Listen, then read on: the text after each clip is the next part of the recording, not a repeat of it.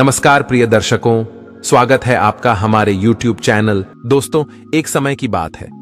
देवर्षि नारद नारायण नारायण नाम का जाप करते हुए वैकुंठ लोक पधारते हैं।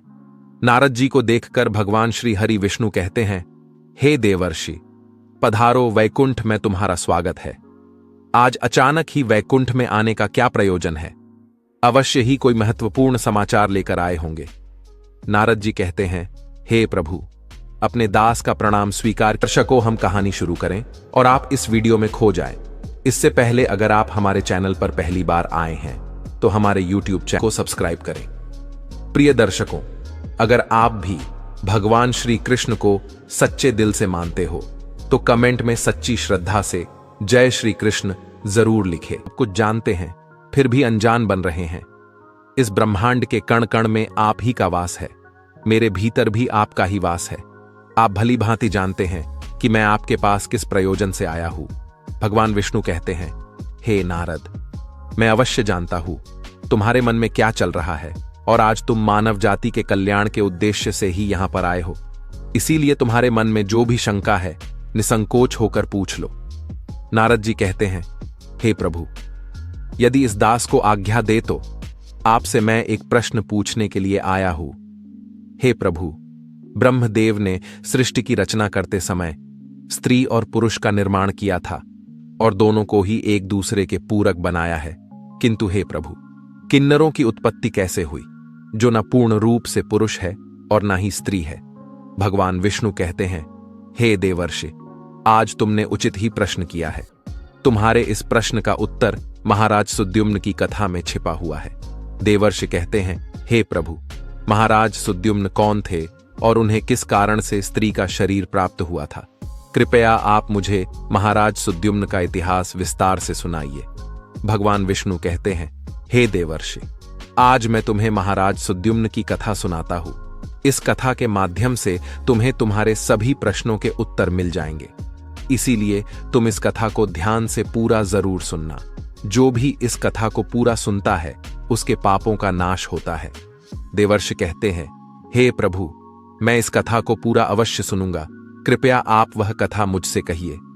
फिर भगवान विष्णु नारद जी को महाराज सुद्युम्न की कथा सुनाने लगते हैं। हे नारद, पूर्व काल की बात है।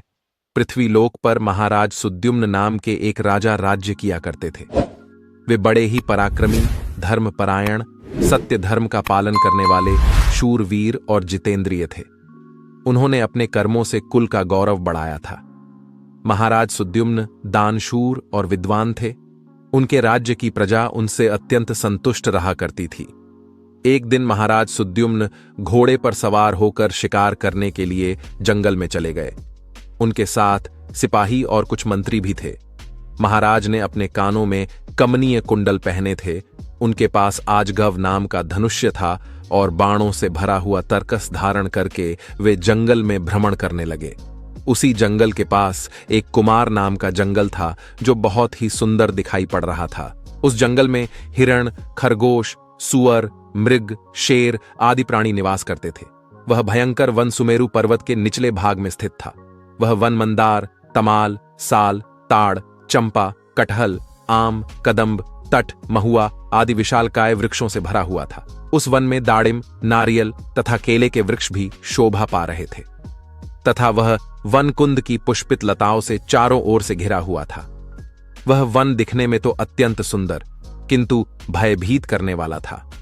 उस वन में भगवान शिव की माया फैली हुई थी, जिस कारण से वह वन पृथ्वी पर स्वर्ग की तरह प्रतीत हो रहा था। अनेक जंगली पशुओं की ध्वनि दूर दूर से सुनाई पड़ रही थी, जिसे सुनकर राजा का मन सुख की अनुभूति कर रहा था। कोयल पक्षियों की मधुर ध्वनि कानों में पड़ने से महाराज सुद्युम्न अत्यंत प्रसन्न हो रहे थे। जैसे ही महाराज सुद्युम्न ने कुमार नाम के उस जंगल में प्रवेश किया, उसी क्षण उनका शरीर स्त्री रूप में बदल गया। महाराज का घोड़ा भी घोड़ी के रूप में बदल गया। उनके साथ आए हुए सभी सिपाही और मंत्री भी स्त्री बन गए। अचानक हुए इस विचित्र बदलाव को देखकर महाराज और सभी सिपाही आश्चर्यचकित हो गए और चिंता में पड़ गए। वे मन ही मन सोचने लगे, यह क्या हो गया? महाराज सुद्युम्न अपने स्त्री रूपी शरीर को देखकर बहुत दुखी होकर लज्जित हो गए। और अपने सिपाहियों से कहने लगे, ये हमारे साथ क्या अनिष्ट हो गया है? हम सभी अचानक से पुरुष से स्त्री कैसे बन गए? अब हम क्या करें? स्त्री का शरीर लेकर हम घर कैसे जाए और कैसे मैं राज्य का संचालन करूंगा? हमारी प्रजा हमें देखकर क्या कहेगी? देवर्षि भगवान विष्णु से कहने लगे, हे प्रभु, आपने यह बड़े आश्चर्य की बात कही है। देवताओं के समान तेजस्वी राजा सुद्युम्न को स्त्री का शरीर कैसे प्राप्त हो गया? इसका क्या कारण है? कृपया बताइए। उस रमणीय वन में राजा ने ऐसा कौन सा कार्य किया जिससे उन्हें स्त्री का शरीर प्राप्त हुआ? कृपा करके विस्तार से बताइए। तब भगवान विष्णु कहने लगे, हे देवर्षि, इसके पीछे भगवान शिव की ही माया है। भगवान शिव की माया से ही महाराज सुद्युम्न को और उनके सिपाहियों को स्त्री का शरीर प्राप्त हुआ है। इसीलिए अब तुम इसे ध्यान से सुनो। एक समय की बात है, भगवान शिव और देवी पार्वती इसी वन में एकांत में विहार कर रहे थे। तभी सनकादिक ऋषिगण अपने तेज से 10 दिशाओं को प्रकाशित करते हुए भगवान शंकर के दर्शन करने के लिए उस वन में आ गए। सनकादिक मुनियों को किसी भी प्रकार का बंधन नहीं है। वे बिना आज्ञा लिए किसी भी स्थान पर कभी भी आ जा सकते हैं। फिर जब वे चारों मुनि भगवान शंकर के दर्शन के लिए उस वन में आ गए तो उन्होंने देखा कि देवी पार्वती और भगवान शिव एकांत में विहार कर रहे थे। सनकादिक मुनियों को अचानक से उस स्थान पर आता हुआ देखकर देवी पार्वती अत्यंत लज्जित हो गई। देवी पार्वती तुरंत भगवान शिव से दूर होकर खड़ी हो गई।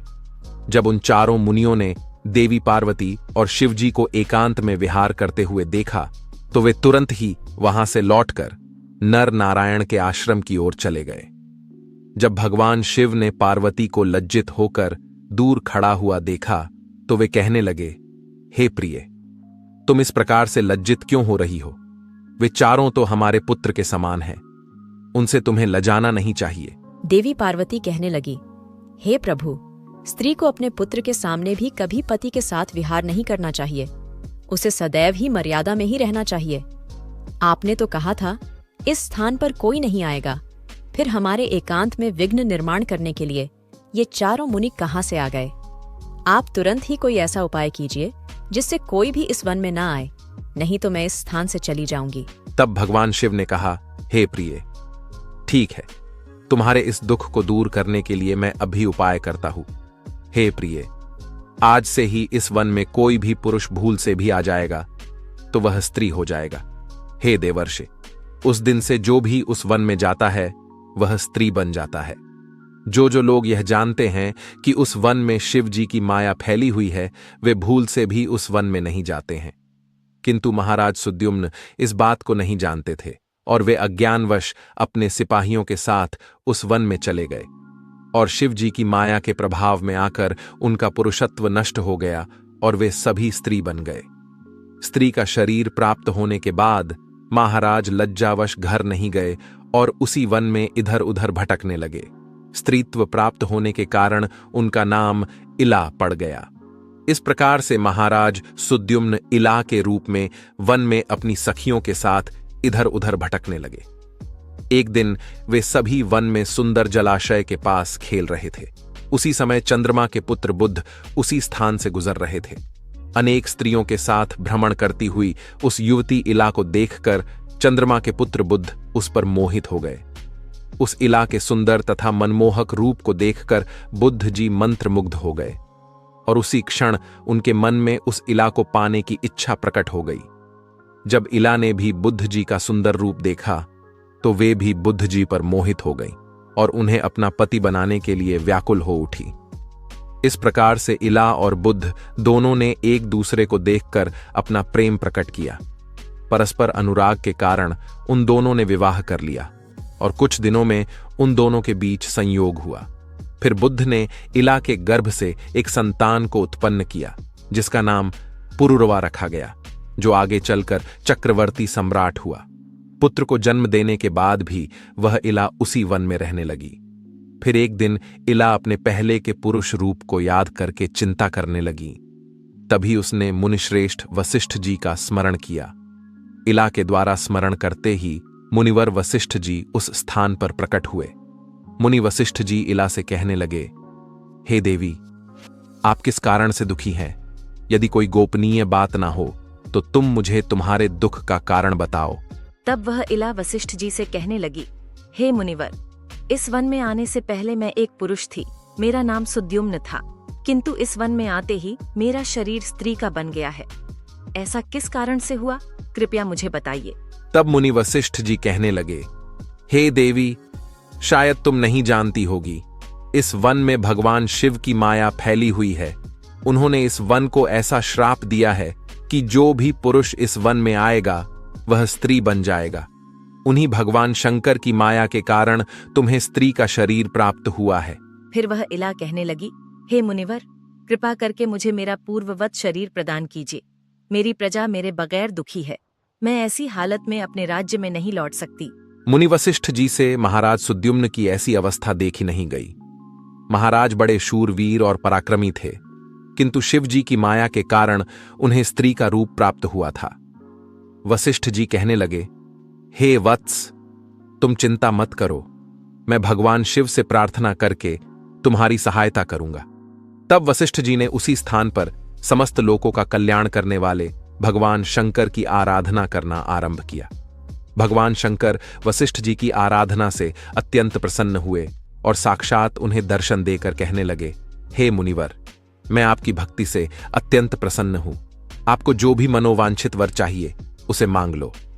तब वशिष्ठ जी भगवान शंकर से कहने लगे, हे प्रभु, आपके दर्शन से मेरा व्रत सफल हुआ।